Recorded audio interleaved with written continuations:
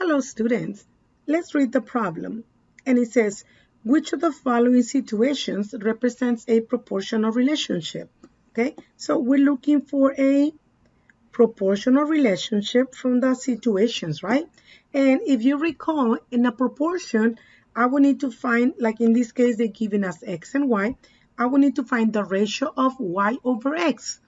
And if I find the y over x and it's the same for my second y over x, then that means that my situation will be a proportional relationship. Is that right?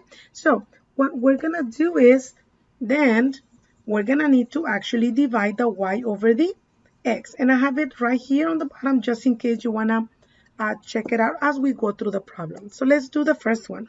So for letter A, I am going to divide the y over the x, and I'm going to do it right here on the bottom. And the y, and of course we're looking at these two first, right? The y is 4 and the x is negative 6. And if you divide that on the calculator, you get negative 0.66, right? And it's a repeating, okay? So we'll put the little bar on the top. But we're going to compare it now with my second part of the same problem, which is right here, okay? So the y value, it's negative 6, and the x value, it's 9. Of course, if you want to write it down again, go for it, right? And if you divide negative 6 divided by 9, we get a negative 0.66. So did I get the same ratios? Yes, I did, right? This and these are exactly the same. So it looks to me that the answer has to be letter A. That's already a proportional relationship. But let's go ahead and continue just so that we can check the next, right? So this is going to be B,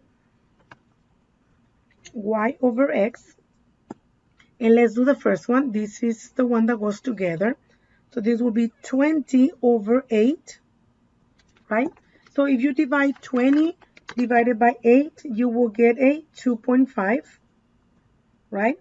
And then, of course, we're going to do the second one, which is 10 over 3.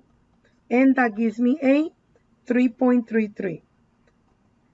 Did I get the same numbers on this one? No, right? So this one is a non-proportional relationship.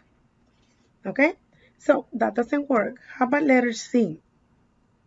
Well, letter C, we're going to combine those two, right? So that will be 11 over, you know what, let's write down the y over x, just to be on the safe side.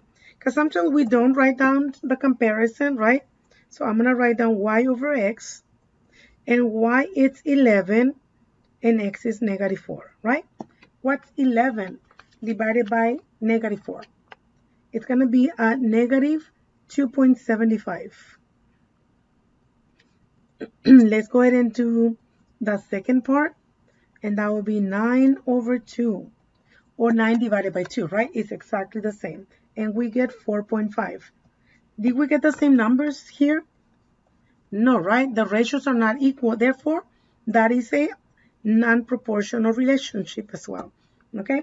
And the last one will be letter D. And on letter D, of course, we're going to write down these two first. So this is negative 1 over 1, which is negative 1. And on the second one, we have negative 7 over negative 1. And that gives me a positive 7. Did I get the same numbers? No. So this is also a non-proportional relationship. Therefore, my answer for this is letter A. Very good.